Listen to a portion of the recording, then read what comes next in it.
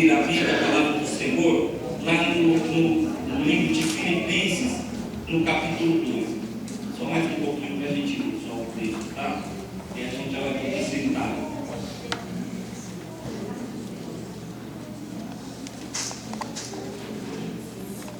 Aos Filipenses, no capítulo 2.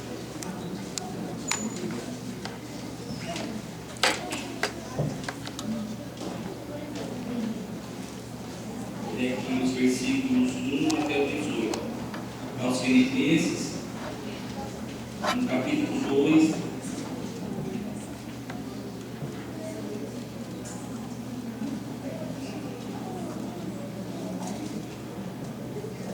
amém já? Aos Filipenses, capítulo 2, do 1 até o 18, fala assim, olha, Paulo escreve assim aos Filipenses: portanto, se há algum conforto em Cristo, se há alguma consolação de amor, se há alguma comunhão do Espírito, se há alguns entranháveis afetos e compaixões, completai o meu gozo, para que sintais o mesmo, tendo o mesmo amor, o mesmo ânimo, sentindo uma mesma coisa. Nada façais por contenda ou por vanglória, mas por humildade. Cada um considere os outros superiores a si mesmo. Não atente cada um para o que é propriamente seu, mas cada qual também para o que é dos outros. De sorte que haja em vós o mesmo sentimento que houve também em Cristo Jesus, que, sendo em forma de Deus, não teve por usurpação ser igual a Deus, mas aniquilou-se a si mesmo, tomando a forma de servo, fazendo-se semelhante aos homens, e achado na forma de homem, humilhou-se a si mesmo, sendo obediente até a morte e morte de cruz. Pelo que também Deus exaltou soberanamente e lhe deu um nome que é sobre todo nome, para que ao nome de Jesus se dobre todo o joelho dos que estão nos céus e na terra e debaixo da terra, e toda língua confesse que Jesus Cristo é o Senhor, para a glória de Deus Pai.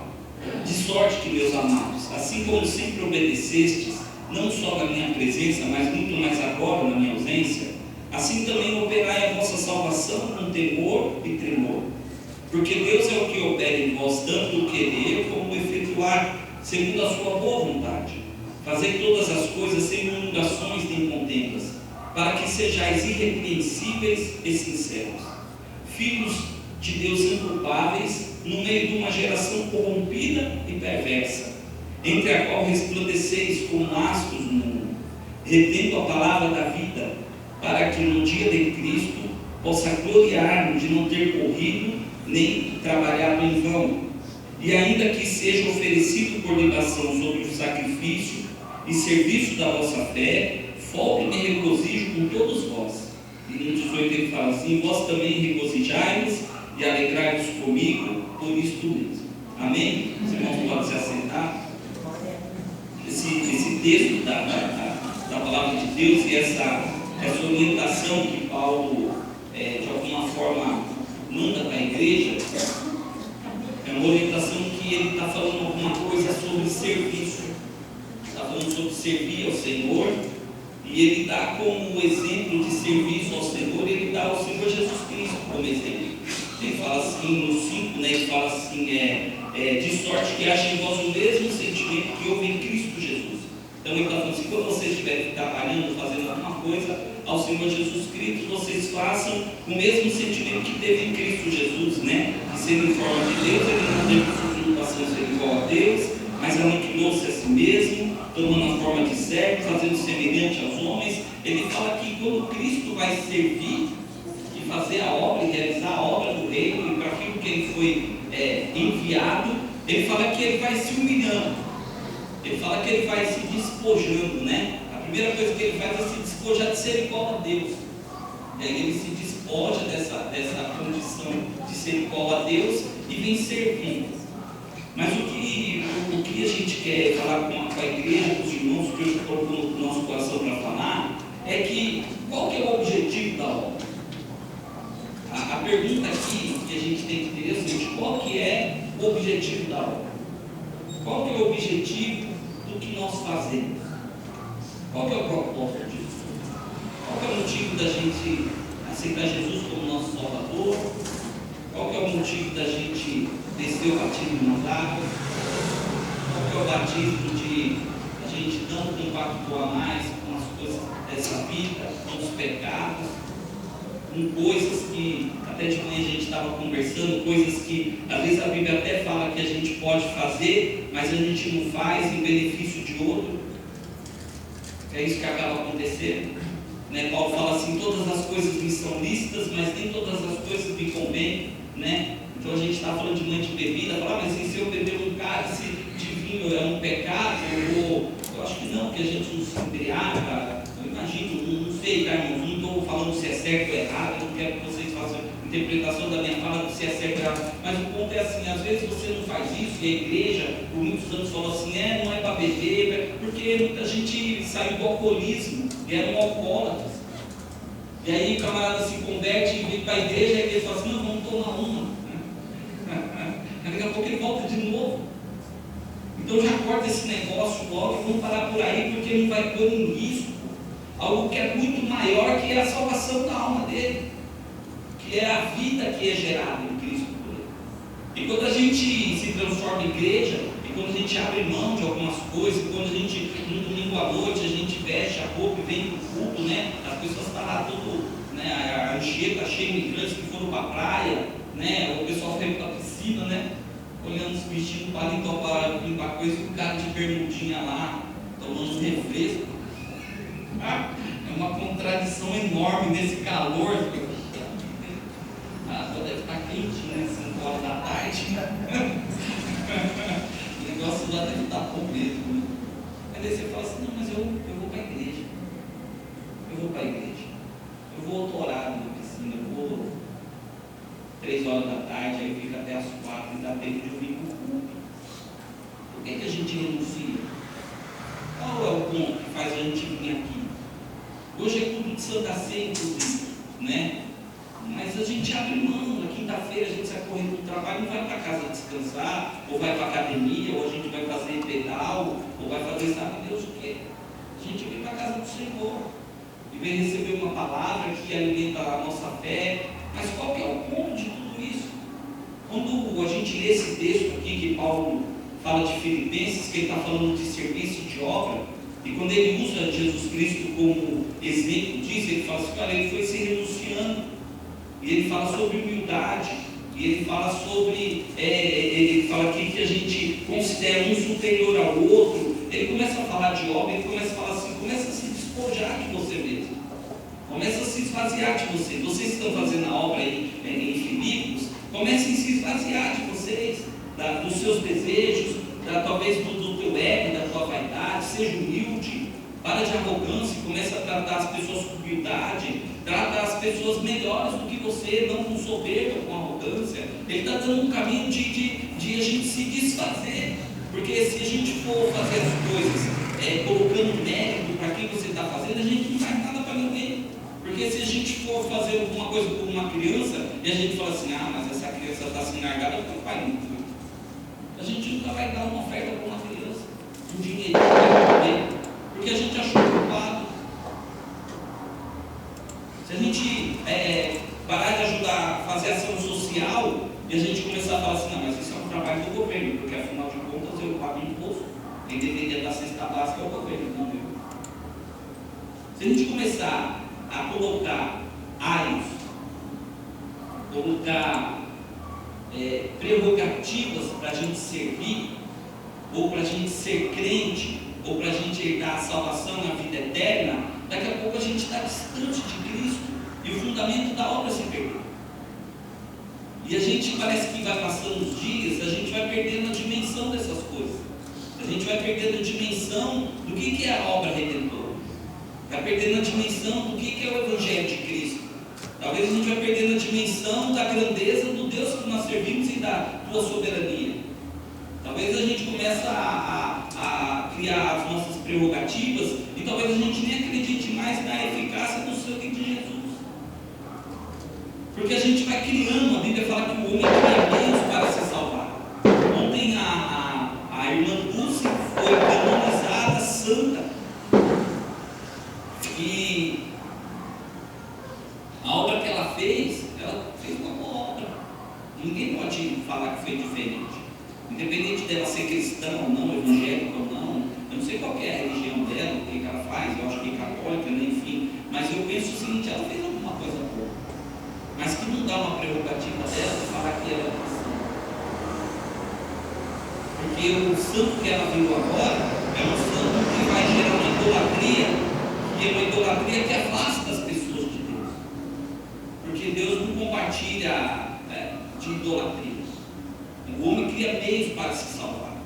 É isso que a Bíblia fala. Então pega as imagens e pega as esculturas, e as pessoas hoje acreditam no Deus Sol e acreditam no Deus Lua, porque afinal de contas são deuses mudos e que não exigem nada de ninguém para que tenha um relacionamento. É muito fácil eu falar assim, olha, eu vou acreditar agora no Deus Sol, ou eu vou acreditar agora no Chico Xavier, porque afinal de contas o camarada morreu e ele não exige nada de nós. E quando a gente está falando de Cristo, e a gente está falando de obra redentora, e quando a gente está falando aqui do plano da redenção, Cristo, ele sabia por que ele veio fazer uma obra. Ele sabia qual era o propósito dele de deixar a sua divindade. Ele sabia por que ele nasceu de uma virgem. Ele sabia por que ele tinha que viver todo o período no meio da humanidade. Ele sabia o motivo que ele tinha que andar no Gólgota. Ele sabia o motivo que ele tinha que ir para a cruz. Não é assim? Ele sabia que o motivo e a forma que ele deveria morrer na cruz. Ele sabia por que o sangue dele foi derramado. E a gente fica pensando assim, por que ele suportou tudo isso? Porque não foi fácil, porque em dado momento ele vai orar e ele fala assim, se possível passa de mim esse cálice. É sinal que não foi nada simples, é sinal que foi doloroso, né? E aí quando a gente chega aqui nesse capítulo que a gente leu, né? E no versículo 8 ele fala assim, achado na forma de homem, humilhou-se a si mesmo, sendo obediente até a morte de cruz. No 9 diz o seguinte, pelo que também Deus o exaltou soberanamente. E lhe deu um nome que é sobre todo nome, para que o nome de Jesus Cristo se dobre todo o joelho dos que estão nos céus e na terra e debaixo da terra, e toda a língua confesse que Jesus Cristo é o Senhor, para a glória de Deus Pai. Tem um propósito, tem um objetivo. Quando a gente está servindo a Cristo e a gente começa a perder a nossa referência do que a gente veio fazer na igreja, qual é o motivo de eu estar aqui no templo, qual é o motivo de eu ler a palavra, quando a gente começa a perder essas referências e a gente começa a perder as características, porque no 5 ele fala assim, de sentimento que houve em Cristo. Se nós somos discípulos do Senhor e nós temos o Espírito Santo, eu penso que nós deveríamos ter o mesmo sentimento que teve em Cristo. E aí quando ele fala aqui que ele recebeu um nome que está acima de todo nome, eu entendo assim, Cristo realizou a obra da vida dele. Ele realizou aquilo que tinha sido posto para ele, ou que ele de alguma forma, porque lá em Gênesis Deus já fala assim, quando tem o pecado, que enviaria um, que pisaria a cabeça da serpente, né? E essa lhe feriria o calcanhar. Me parece que lá no princípio já tinha uma ordem da parte de Deus que Cristo viria. O salmo que o irmão leu agora, o salmo 14, fala que Deus olhou lá e não viu ninguém, e não viu um justo, e não viu ninguém que era capaz de fazer a obra que Jesus Cristo veio fazer. Eu queria que vocês abrissem a Bíblia de vocês em João, no capítulo 19.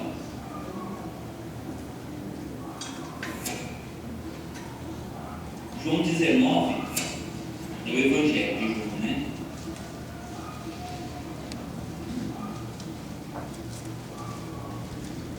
João 19, 17 fala assim, ó, João, né, o Evangelho de João, capítulo 19, versículo 17 fala assim, ó, ele fala da crucificação. Então, o Evangelho de João, capítulo 19, versículo 17 fala assim, ó, e levando ele às costas a sua cruz, saiu para o lugar chamado Calvário, que em hebraico se chama Gólgota, onde o crucificaram, e com ele outros dois, um de um lado e Jesus, outros dois, um de cada lado e Jesus no meio. E Pilatos escreveu também um título e pôs em cima da cruz, e nele estava escrito Jesus Nazareno, Rei dos Judeus. E muitos dos judeus leram esse título, porque o lugar onde Jesus estava crucificado era próximo da estava escrito em hebraico, grego e latim. Diziam, pois, os principais sacerdotes dos judeus a Pilatos: não escrevas rei dos judeus, mas que ele disse: sou o rei dos judeus. Respondeu Pilatos: o que escrevi, escrevi. Tendo, pois, os soldados crucificado a Jesus, tomaram suas vestes e fizeram 4 partes para cada soldado, uma parte, e também a túnica. A túnica, porém, tecida toda de alto a baixo, não tinha costura. Disseram, pois, uns aos outros: não a rasguemos, mas lancemos sorte sobre ela, para ver de quem será. Isso foi assim para que se cumprisse a escritura que diz: dividiram entre si as minhas vestes, e sobre a minha túnica lançaram sortes. Os soldados, pois, fizeram essas coisas. E junto à cruz de Jesus estava sua mãe, e a irmã de sua mãe, Maria, mulher de Clopas, e Maria Madalena. Ora, Jesus, vendo ali sua mãe, e que o discípulo a quem ele amava estava presente, disse à sua mãe: mulher, eis aí o teu filho. Depois disse ao discípulo: eis aí tua mãe. E desde aquela hora o discípulo a recebeu em sua casa. Depois, sabendo Jesus que já todas as coisas estavam terminadas, para que a escritura se cumprisse, disse: tenho sede. Estava, pois, ali um vaso cheio de vinagre, e encheram de vinagre uma esponja, e pondo no isopor, lhe chegaram à boca. E quando Jesus tomou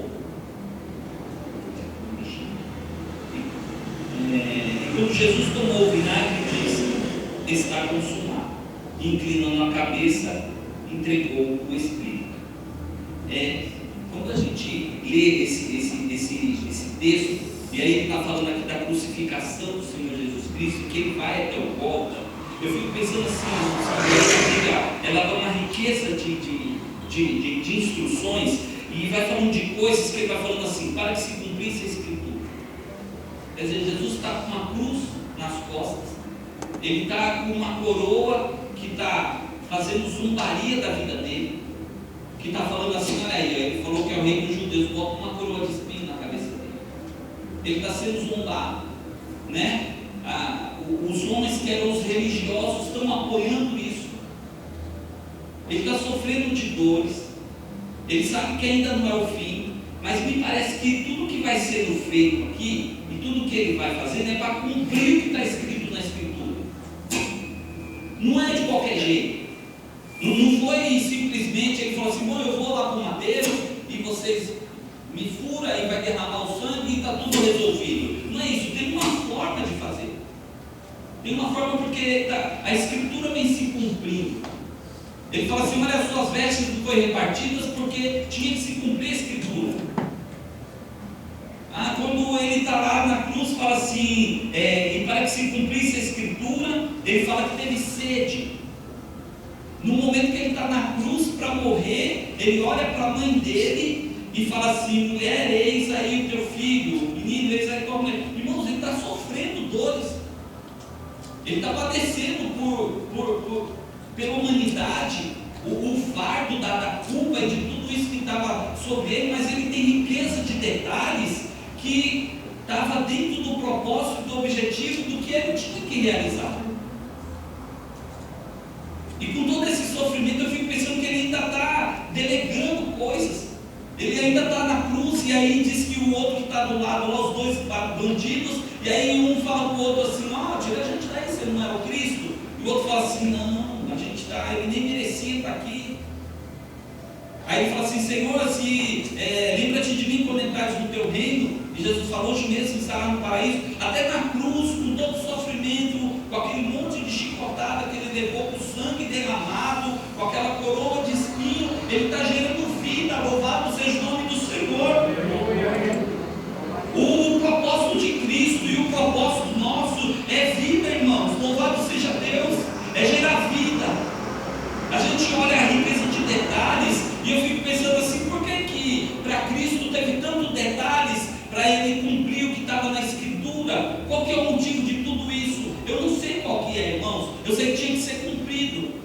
O que a gente começa a olhar e a gente começa a vivenciar nos dias de hoje é que muitas coisas têm vindo sobre as nossas vidas. A gente estava falando de manhã na escola dominical e o tema está sendo propício. Assim, coisas que estão na Bíblia e que a gente, homens, já começa a olhar e começa a questionar. questionar, começa a abrir olhos. A gente ficou um tempão, né, Jordão, irmãos que estavam aqui na escola bíblica, a gente estava falando assim, gente, se a gente começar a procurar algumas coisas que acontecem frente à palavra de Deus, daqui a pouco a gente não segue mais a Escritura. Daqui a pouco a gente já perdeu a direção da obra, do reino, dos propósitos, do motivo da gente ser igreja. A gente estava falando lá dos mandamentos, a gente estava falando do objetivo dos 10 mandamentos, e aí tem um mandamento que fala assim, não matarás. E aí a gente falou assim, puxa vida, mas e se não matarás? Mas e se o bandido vem matar minha mulher e meu filho? Olha só, que situação. E aí nós ficamos, né? O tempo todo conversando, mas eu acho que tem que matar sim o bandido, porque você era bandido, mas afinal de contas era minha filho, e é o meu filho, e a gente fica achando meios. Mas a Bíblia está falando para não matar, irmãos. Como é que eu faço? O que é que eu faço? Quando a Bíblia fala assim, o outro que gerou polêmica, que a gente estava conversando, não levarás o nome do Senhor Deus em vão, e aquele que falar eu não terei por inocente. Aí você fala assim, mas a gente está acostumado a tudo falar, meu Deus. Você tomou uma fechada no teu, meu Deus, eu tomei o nome de Deus em vão ou não tomei? E quem faz piada? E quem? Irmãos, mas e se quem está fazendo piada está ganhando mal?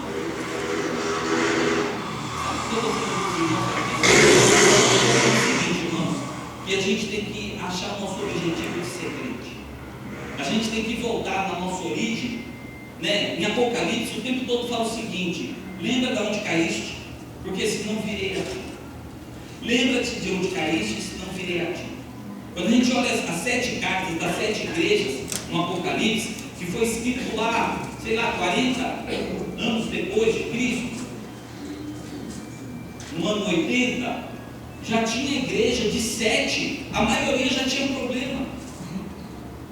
Das 7 igrejas do Apocalipse, naquela ocasião, a maioria tinha problema. A maioria o Senhor falou assim: lembra de onde caíste, senão virei a ti. Vocês estão colocando as obras dos Nicolaítas, vocês estão colocando assim? Lembra de onde caíste. Lembra de onde caíste. O ponto aqui é assim, irmãos: por que Cristo foi crucificado e por que ele suportou tudo isso? Porque ele sabia que a única redenção que haveria para o homem com Deus era ele. A única porta de salvação para a minha vida e para a sua vida era ele. Louvado seja o nome do Senhor. É muito maior, é muito grande. É muito grande quando a gente sabe o motivo e quando a gente valoriza o propósito. É muito maior quando a gente pôr na balança. Eu fico pensando que na hora que Cristo está sendo crucificado, se ele é um homem que não sabe o propósito e o motivo, para que ele vai falar assim para João: João, cuida da minha mãe, mãe, fica com João? Para que isso, irmão? Se o propósito era a redenção, mas ele sabia dos motivos de todas as coisas, ele sabia que eles precisavam estar juntos para reforçar o Evangelho numa época de geração seca, de pessoas que não conheciam o Senhor Jesus Cristo, de pessoas que estavam longe e ausentes de Deus. Ele precisava de ter pessoas firmadas, de pessoas unidas, de pessoas conhecedoras da obra do reino de Deus. E aí quando ele vai para a cruz, ele fala: está consumado. Quando todo mundo achou que tudo estava acabado, sabe o que era? Era o começo de todas as coisas. Louvado seja o nome do Senhor. Quando todo mundo achou assim: morreu, crucificou, agora já era esse negócio de Jesus, de milagre, de crente, acabou. Mentira, louvado seja Deus, porque a Bíblia fala que ele ressuscitou ao 3º dia e que a morte não pôde o deter, e a Bíblia fala que ele recebeu um nome que está todo em todo nome. Louvado seja o nome do Senhor. Sabe o que o Senhor quer falar para você nessa noite? Quando você acha que é o fim de todas as coisas, é quando Deus vai começar a operar no nosso meio, na tua vida, na minha vida. Louvado seja Deus. Não é o fim, é o começo. Aleluia. É o começo de todas as coisas. Bendito seja o nome do Senhor. Porque o que a gente faz e o que a gente vive não é segundo o olhar do mundo, segundo o olhar das pessoas carnais ou segundo os religiosos. O que a gente vive é segundo a palavra do nosso Deus. Aleluia. Quando parece que tudo está acabando, tudo está sendo encerrado, é só o começo.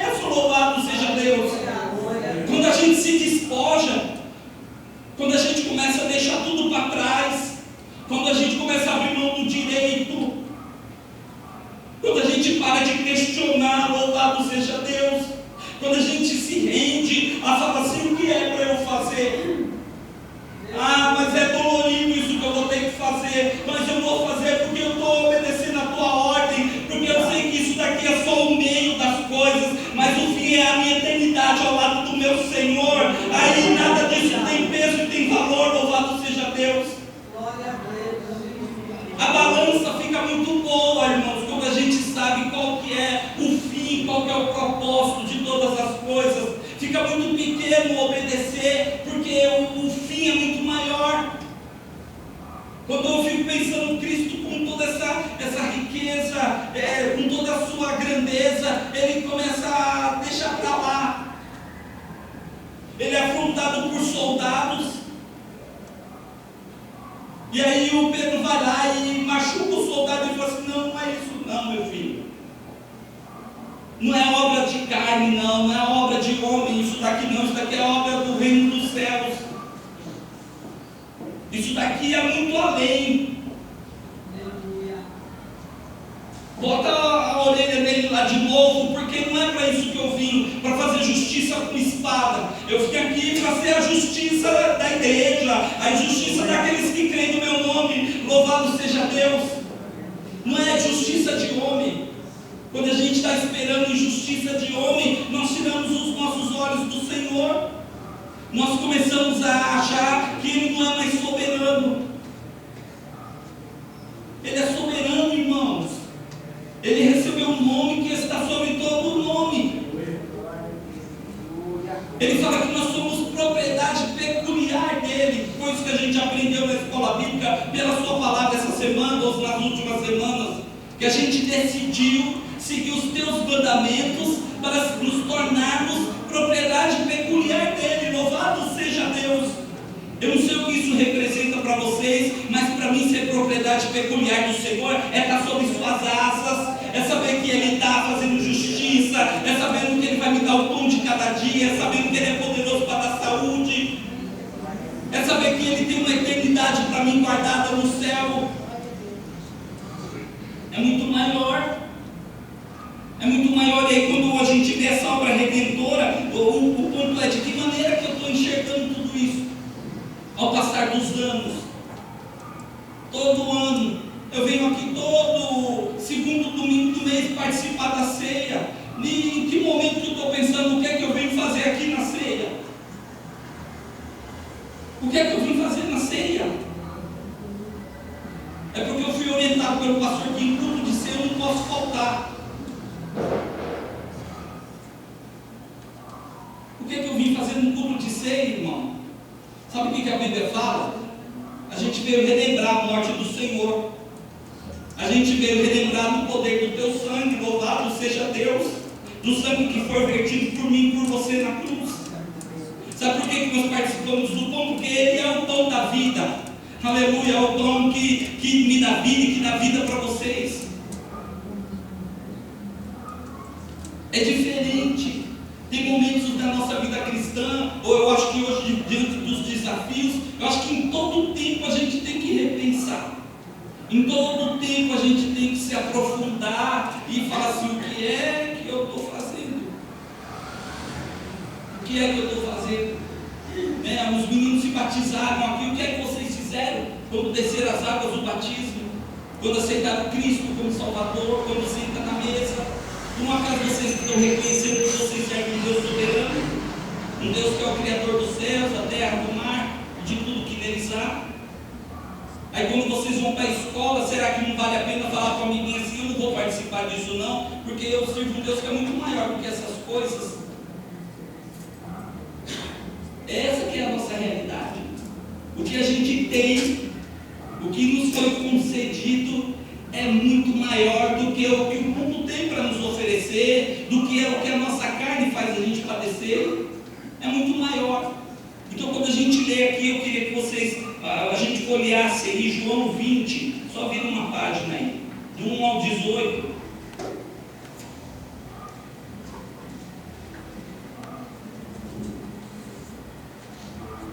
João 20, 1 ao 18 fala assim: olha.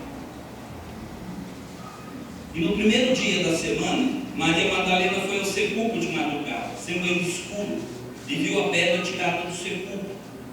Correu, pois, e foi para Simão Pedro e a outro discípulo a quem Jesus amava, e disse-lhes: levaram o Senhor do sepulcro e não sabemos onde o puseram. Então Pedro saiu com outro discípulo, e aqui é o João, e foram ao sepulcro. E os dois corriam juntos, mas o João correu mais apressadamente do que Pedro e chegou primeiro ao sepulcro. E abaixando-se, viu no chão os lençóis, todavia não entrou. Chegou, pois, Simão Pedro, que o seguia, e entrou no sepulcro e viu no chão os lençóis, e que o lenço que tinha estado sobre a sua cabeça não estava com os lençóis, mas enrolado num lugar à parte. Então entrou também outro discípulo, que chegara primeiro ao sepulcro, e viu e creu, porque ainda não sabiam a Escritura, que diz que era necessário que ressuscitasse dos mortos. Tornaram, pois, os discípulos para casa. E aí no 11 ele fala assim: e Maria estava chorando fora, junto ao sepulcro. Estando ela, pois, chorando, abaixou-se para o sepulcro, e viu dois anjos vestidos de branco, assentados onde jazia o corpo de Jesus, um à cabeceira e outro aos pés. E disseram-lhe eles: mulher, por que choras? Ela lhes disse: porque levaram o meu Senhor, e não sei onde o puseram. E tendo dito isto, voltou-se para trás, e viu Jesus em pé, mas não sabia que era Jesus. Disse-lhe Jesus: mulher, por que choras? Que buscas? Quem buscas? Ela, cuidando que era o hortelão, disse: Senhor, se tu o levaste, dize-me onde o puseste, e eu o levarei. E no 16 diz assim: olha, disse-lhe Jesus: Maria. Ela, voltando-se, disse-lhe: Rabone, que quer dizer mestre. Disse-lhe Jesus: não me detenhas, porque ainda não subi para o meu Pai, mas vai para meus irmãos e diz-lhes que eu subo para meu Pai e vosso Pai, meu Deus e vosso Deus. Maria Madalena foi e anunciou aos discípulos que viram o Senhor e que eles lhes disseram isso. Quando eu estava lendo, eu fiquei pensando assim: eu sei o que está acontecendo, porque está escrito, porque eu já li várias vezes, mas eu tive que me transportar lá para eles e pensar assim: o que é que aconteceu com elas para que elas não entendessem ainda a Escritura, para que elas não entendessem ainda as palavras. Porque de fato o que aconteceu é que o Senhor Jesus foi crucificado. O que aconteceu é que eles colocaram toda a esperança deles naquele homem que andava junto com eles, fazendo sinais e maravilhas, pregando o reino dos céus, um reino que era desconhecido para eles, porque eles eram pessoas de uma sequidão espiritual. Eles estavam secos espiritualmente, eles estavam com ausência de Deus na vida deles. E aí aparece Jesus pregando o reino dos céus, e um reino que era diferente do reino que eles conheciam. Porque, por exemplo, Jesus pregou para os samaritanos, e os samaritanos que não se comunicavam lá com os judeus, e eles achavam que talvez eles estavam longe de Deus. E aí de repente ele vem e fala assim: não é assim que funciona o reino de Deus. O reino de Deus é para todos. João 1: mas todos aqueles que nele crêem, assim, veio para os seus, mas os seus não os receberam. Mas todos quantos os receberam, deu-lhes o poder de serem feitos filhos de Deus, aos que creem no teu nome. Então os samaritanos falaram: puxa, chegou Deus para mim, louvado seja o nome do Senhor. Deus bateu na minha porta. Eu estava ausente porque o sacerdote tinha uma linhagem, porque o judeu tinha a linhagem da tribo de Benjamim, porque eles tinham toda uma veste, porque eles tinham todo um cumprimento de lei, e os samaritanos de alguma forma ficou excluído daquele negócio. E aí Jesus aparece e fala assim: não, o reino de Deus é para vocês também, louvado seja o nome do Senhor. E aí aquilo enche eles de esperança. Alguns começam a deixar as vestes, começam a deixar a sua profissão. Pedro largou lá a pesca e falou: eu vou seguir a Cristo. E o Filipe foi seguir a Cristo. E a Maria, mãe de Jesus, já começa a não olhar mais para ele como um filho carnal, mas começa a olhar para ele como um filho espiritual, um menino que faz milagres, que ela leva na festa de casamento. E aí ele pega aquela água e ele faz transformar em vinho. Então toda a esperança de um povo, de uma multidão, estava ressurgindo. As pessoas estavam confiando: agora veio algo bom, está acontecendo coisa boa, os paralíticos andam, aleluia, os cegos vêm, os leprosos são curados, louvado seja Deus. Começa a acontecer coisas que não aconteciam. O reino de Deus é manifesto no meio deles. Irmãos, o reino de Deus é manifesto na minha vida e na sua. Louvado seja o nome do Senhor. Se manifesta em nós. Mas aí, em algum momento, aquele homem vai para a cruz. E aquele homem que traz esperança para aquela multidão de pessoas é crucificado. O texto lá fala assim que o centurião fala assim que quando ele morre, ele fala está consumado, diz que se transforma em trevas o dia. E aí o soldado fala assim, verdadeiramente esse homem era o Filho de Deus. Aleluia. Um soldado romano que talvez ajudou até a bater no Senhor Jesus. Quando ele vê todo o movimento da atmosfera, ele fala assim, esse homem era de Deus. Aleluia. Mas aí ele morre, e a esperança da Maria Madalena, a esperança do Pedro, eles estão no sepulcro, enterrando alguém que traz esperança para a vida deles, alguém que falava para eles que existia um novo dia, um novo tempo, que existia esperança. Morreu. Aí eles estão lá procurando um corpo, quer dizer, eles estão procurando um corpo para quê? Porque era a última esperança que eles tinham, irmãos. Talvez na cabeça deles, se esse corpo ficar perto da gente, alguma coisa vai acontecer. E aí, quando eu fico pensando aqui que ele está falando aqui que eles correm até lá e vêem ele morto, e aí Maria Madalena vai lá e ela começa a chorar e fala assim, onde puseram o corpo dele? Ela está tratando de uma forma humana. Ela está tratando com um sentimento humano, com um coração humano.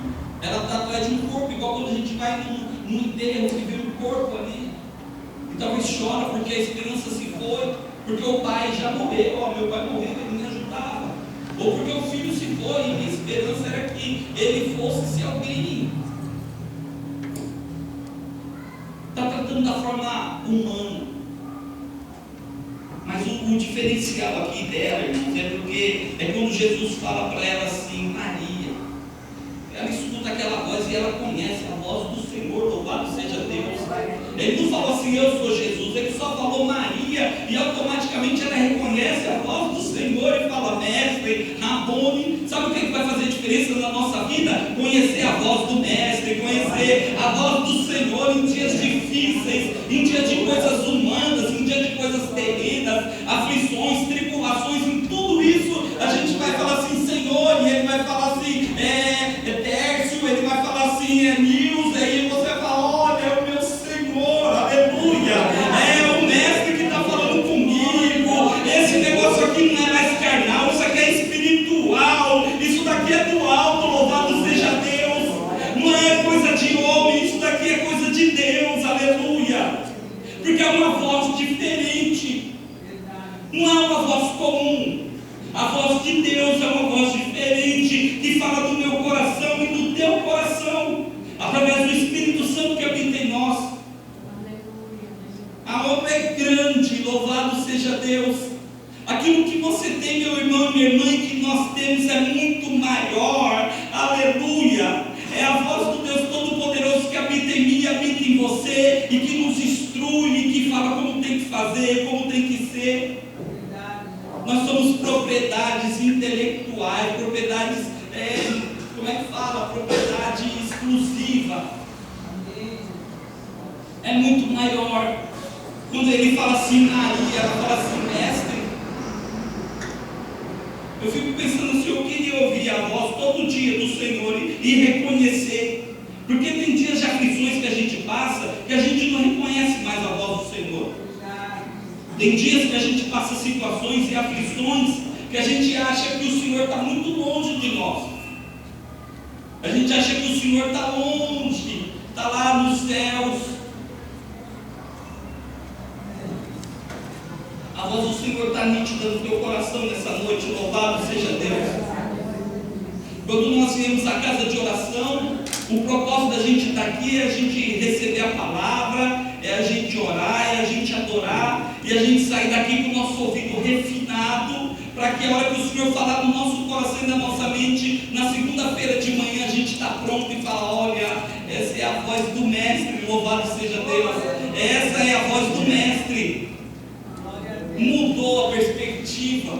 Eu fico pensando que quando ela olha, eu não estava lá, mas eu fico pensando Ela olha e fala assim, ele fala Maria, ela fala assim, mestre, irmãos, mudou tudo.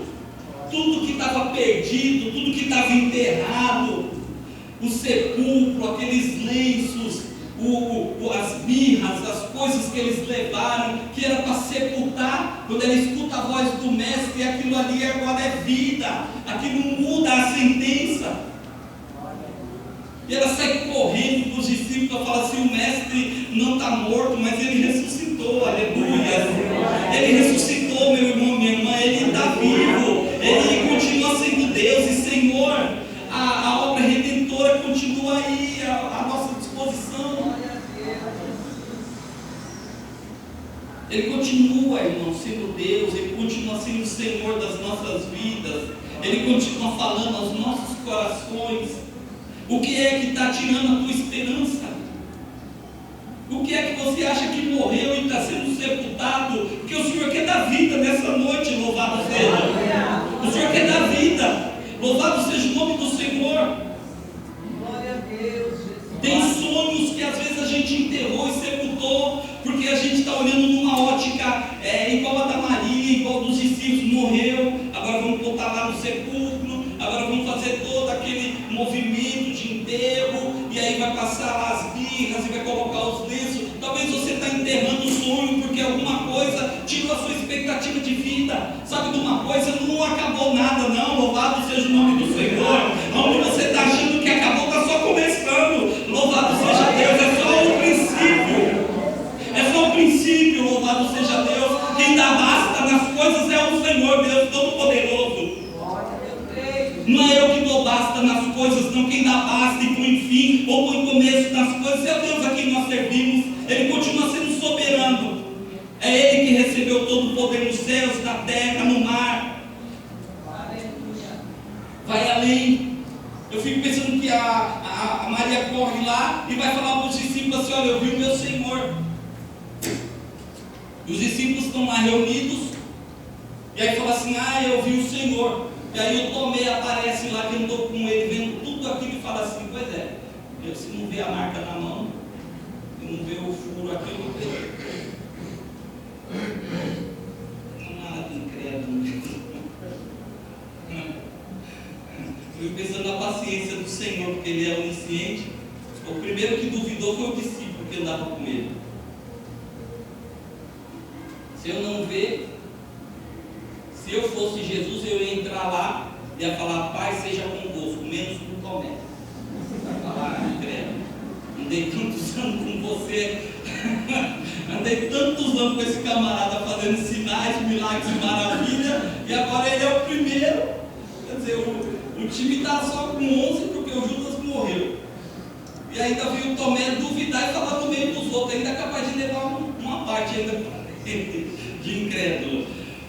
Mas ele fala assim, Tomé, olha aqui. Está vendo? Olha aqui, está vendo? Sabe por quê, irmãos? Porque a Bíblia fala que Cristo fala assim, olha, eu vim para que vocês tenham vida e tenham vida em abundância.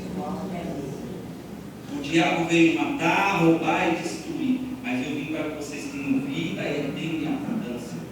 O propósito de Cristo não era matar, o propósito de Cristo era dar vida. Ainda que ele tenha que provar, falar, Tomé, não tem problema, meu filho, eu sei que você é humano, que você é carnal, não tem problema eu mostrar a mão para você não, mas você vai ter vida agora. Aí ele fala, Rabone, Senhor, né? E ele se alegra, se delicia. Amém, irmãos, amém. Sabe o que eu vejo nisso? Sinceridade daquele homem. Ele não tinha nada escondidinho no coração dele, não.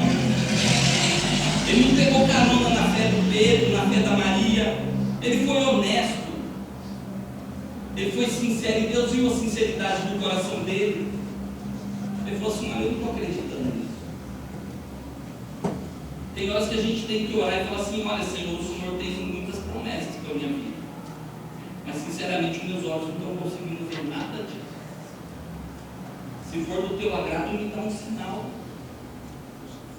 Não tem pecado nisso não, isso chama sinceridade de coração entre você e o Deus a quem você serve. Louvado seja o nome do Senhor.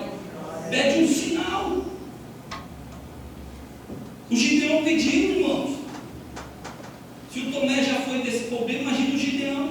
que o anjo aparece lá.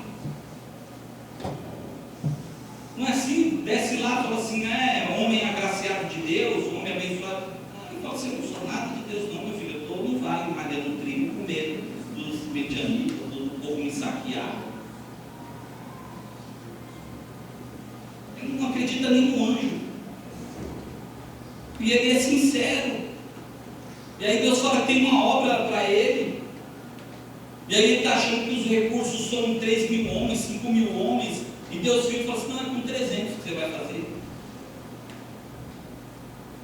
E aí ele fala assim, tá bom, então se o Senhor é comigo, então molha todo esse campo e só não molha o novelo de lã. E aí Deus vai lá e faz. Aí acho que ele ficou pensando, mas e se ficou uma goiaba bem em cima do novelo? Porque a gente duvida, né? Acho que ele falou assim, tudo bem, mas um novelo de lã, pois e se ficou uma goiaba? Aí não pegou ela. Ele tinha limitações como eu e você temos, nós duvidamos. Ele falou assim, não, já sei, eu pedi ao contrário. Então só sobre esse daqui vai cair água e sobre esse daqui não vai. E ele pede para Deus. E Deus vai lá e pede e fala assim, tá bom, não. Já que é para você saber que eu sou contigo, eu vou fazer. E aí diz que ele espreme aquele negócio e enche o copo de água. E aí ele fala, então eu sei agora. Aleluia, Jesus. Sabe como é que chama isso, irmão? Intimidade. Relacionamento. Reconhecer a voz. Ter respeito. Ter reverência. Saber com quem nós temos vivido, com quem nós temos tratado. Louvado seja Deus. Como Maria que fala assim, olha, é o mestre. Eu conheci a voz do mestre. O mais importante para a gente aqui nessa noite é a gente sair daqui, irmãos, reconhecendo a voz do nosso Senhor, do nosso mestre. Saber por que a gente está aqui, o que a gente está fazendo. Alguém já parou para pensar assim, para que eu sirvo? Para que Deus me criou? Vocês já pararam para pensar nisso? Para que Deus me criou? Para que eu faço parte da igreja em São João Pinto? Paulo fala da igreja que é o corpo. Aí um é a orelha, o outro é o braço. Quem aqui já perguntou, será que eu sou a canela? Será que eu sou o dedinho? Eu nem sei para que serve esse dedinho. Porque normalmente a gente usa assim, né? Quem eu sou no corpo? Você já pararam para perguntar isso, irmãos? Pergunta para o Ramon. Pergunta para o mestre, o Senhor. A porta está aberta para nós. Sabe o que a gente parou de disputar? A gente parou de disputar do relacionamento com Deus. Ele ressuscitou verdadeiramente. Verdadeiramente Ele ressuscitou. Ele não está morto, irmãos. Ele não está morto. Ele venceu a morte. Ele está à direita de Deus. Ele vai julgar as nações. Ele tem o livro da vida na sua mão. Ele continua sendo o nosso Deus, irmãos. Eu queria terminar, eu queria ler aqui para os irmãos. Eu anotei aqui algumas coisas que a gente precisa ter atenção, que Cristo, quando Ele ressuscitou, quando Ele foi cumprir o propósito dele, e aí a Bíblia fala que nós temos um Cristo que é celestial. Ele andou como homem, mas agora Ele é um Cristo celestial, está com Deus. Ele é um Cristo que foi exaltado. Ele é um Cristo que é soberano. Ele é um Cristo que é onipresente, onipotente, onisciente. Louvado seja Deus. Ele é um Cristo intercessor, porque a Bíblia fala lá em 1 Timóteo 2,5 que só há um mediador entre Deus e os homens, Jesus Cristo, o homem. Tudo isso é o nosso Senhor. Eu queria que a gente parasse por aqui e nós vamos orar. Eu queria que você orasse ao Senhor para isso, para que a gente tenha essa profundidade do conhecimento, do propósito do Senhor para as nossas vidas, para a minha vida, para a sua vida. Para que é que eu vim aqui domingo à noite? O que é que eu estou fazendo no meio dessa igreja? Porque o Senhor tem me trazido aqui. Para que eu sou filho de crente? Por que é que o meu pai me traz na igreja? Por que é que eu leio a palavra do Senhor? Por que é que eu vou sentar na mesa agora e você cear. Qual é a importância que isso tem na minha vida? Em que grau eu estou colocando de importância disso? Essas coisas a gente tem que se perguntar. Fecha assim seus olhos, do jeito que está sentado mesmo, vamos orar. Senhor, muito obrigado. Como a tua palavra é boa, como a tua palavra é maravilhosa, como é bom receber a instrução que vem da parte do Senhor para as nossas vidas. Nós estamos aqui num momento de reflexão e nós precisamos do Espírito do Senhor falando em nossa mente, em nosso coração e nos instruindo.